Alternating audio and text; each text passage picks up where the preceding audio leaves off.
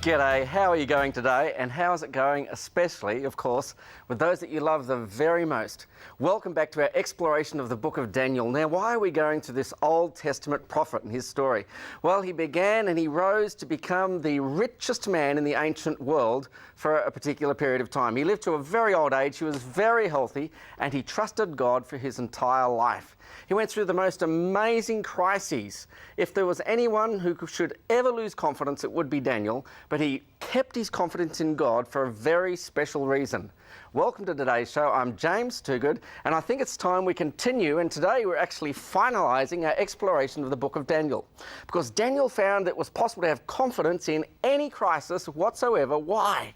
First, he kept his trust in God, then he maintained his health, and then he received from angels prophecies. What's a prophecy? A clear prediction about future times. Why? So that we could objectively test the accuracy of what he also wrote about. What did he also write about? He said that if you pray, you're talking to somebody beyond time and space, up there in the universe, who hears you and who interacts with you in your life on a regular basis. That's the story of Daniel.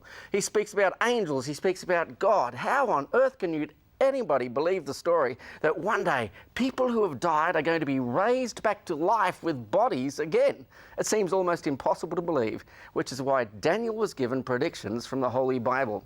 One of the most fascinating predictions was given in Daniel's chapter 7 and also chapter 11 in clear language.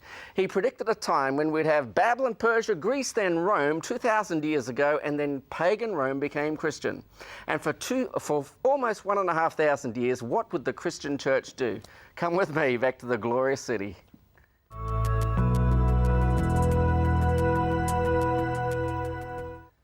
Yes, here we are. It's the headquarters of the Christian church, and indeed it was so, acknowledged by all for over 1,200 or so years.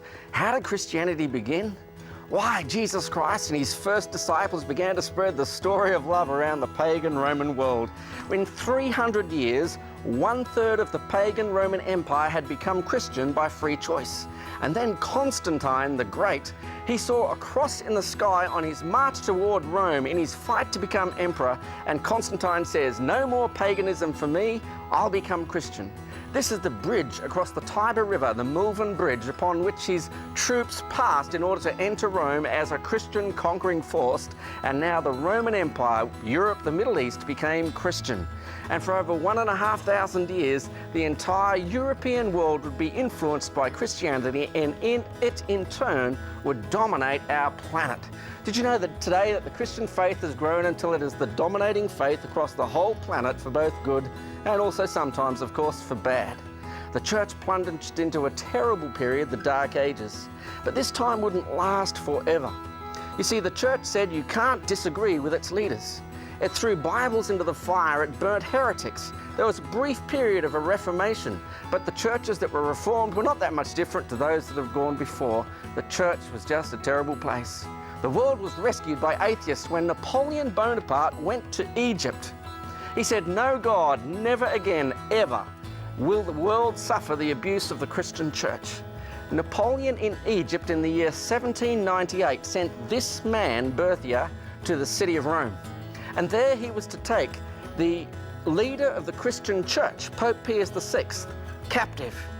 He marches into Rome itself, he enters St. Peter's, he handcuffs the Pope. The Pope's an old man, almost 80 years of age. He's frail and he's sick. And he leads the trembling, sick, frail Pope out of Rome, puts him on a French prison carriage. And the carriage leaves Rome in the middle of the night. There was thunder, it was a terrible time, and in 1798, the leader of the Christian church is captured by French atheistic revolutionary forces. It seems as if the Christian church's influence would be dead. I travelled to Valence in France, and here the Pope had been led to the top of this hill, the Valence fortress. And in the military fortress at Valence, the Pope was to die. He was to give his life. The leader of the Christian church, killed by atheistic forces, the French Revolutionary Guards. Well, died on a lonely deathbed at this fortress, perhaps indeed in this room. It seemed as if the era for Christianity had finished.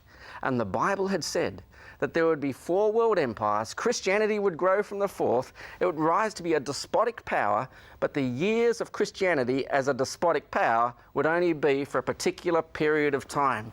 You see, today we still have religious extremism, but what we don't have today in the same way that we used to 500 years ago is Christians killing Christians and burning Bibles.